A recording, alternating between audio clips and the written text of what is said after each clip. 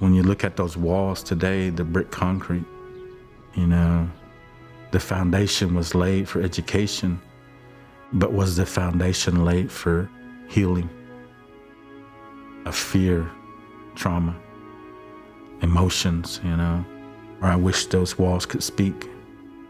We hear a lot of stories that occurred, and it wasn't their fault.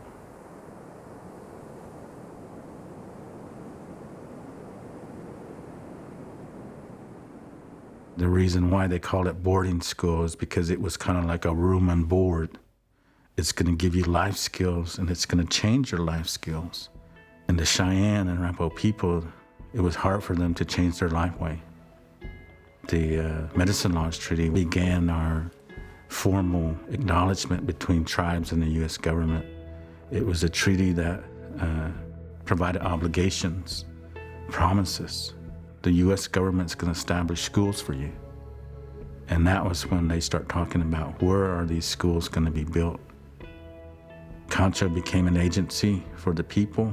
That was the beginning of formal education. And there's a lot of different tribes that came here because they wanted to go to boarding school. In the beginning, it wasn't good. But as we expanded, it got better. And it changed our way of life because we always had our traditional life ways as our learning institution. The way we live, the way we hunt, the way we go out and protect our people, the way we encounter enemies. That was our education. It contributed a lot to the loss of our language. The generation before us, their first language was Cheyenne. And then when they talked to Cheyenne at these boarding schools, they got punished and they would get beaten and they would get soap put in their mouths. Don't speak your language, you're to speak English. It hurts me because it's emotional pain. And we deal with this through generations. It's called historical trauma. And it begins with atrocities that our people faced. And when it closed in 1984, and they said, we're going to eventually give these buildings, give title to the Cheyenne and Arapaho Tribes, and they just laid vacant. And they started to get vandalized. And now you see the despair of these buildings.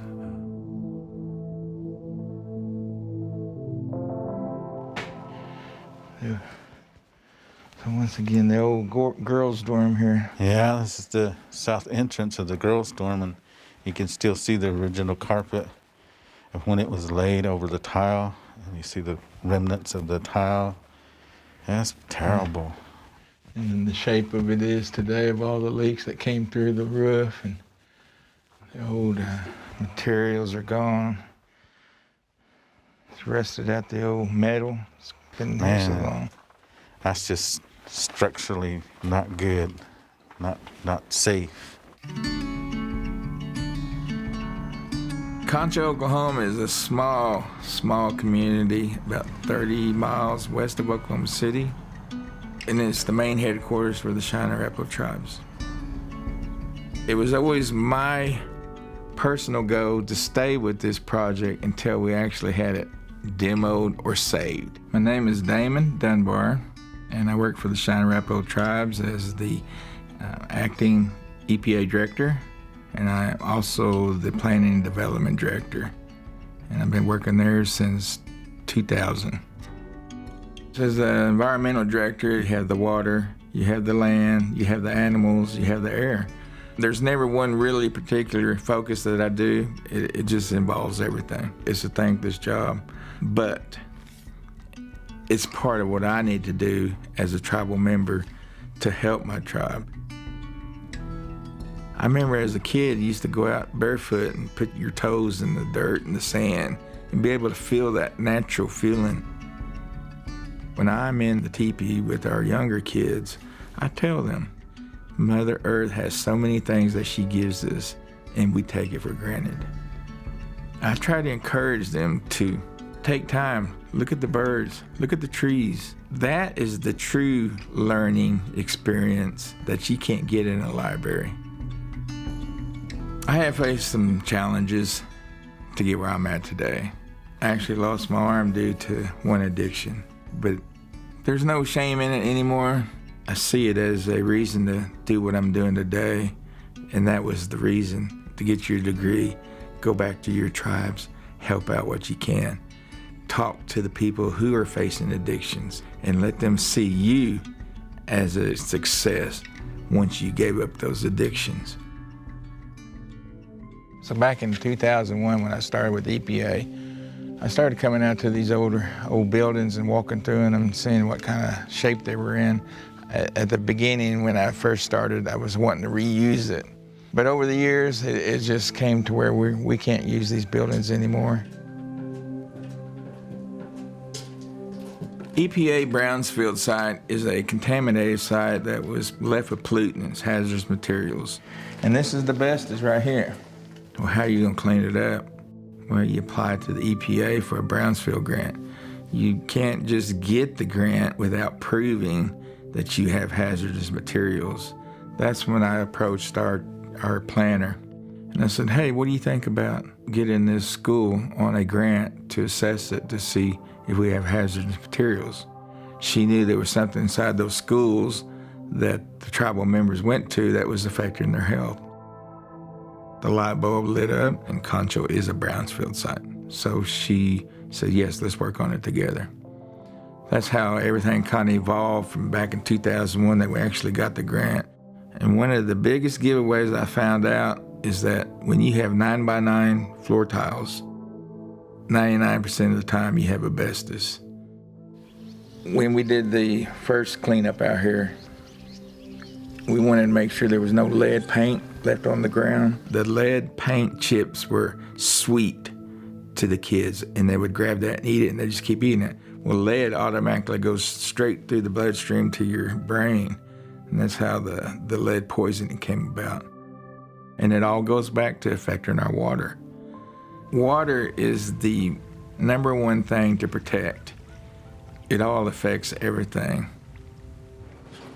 We had some people who wanted to save the school still, and then we had some to tear it down, build it brand new. And then when I stressed to them that we can't save it anymore, it's just too far gone, I said, but we can do a memorial. We can do some kind of memorial plaque to all the students that were again there to not forget. We won't forget there was a school there. We won't forget there was tribal members that lived in there. It's been a challenge over the years. After all this time, all my struggles, all my staying with it, to me it was exciting. To me it was satisfying that I could actually get to this point. Because some people know I've been working on it since 2001, yes. Chico Buffalo is my environmental specialist too. She's also my designated Brownsfield project manager, which I will teach her about this, hands-on. That's where the generation is passing the baton to her, and her thoughts and her ways will lead the next generation to say, okay, I'll teach her my ways, and then she can teach the kids her ways, and then hopefully they will continue on. The tribes have always been resilient. We've always faced hardships, and we bounce right back, and we learn to adapt.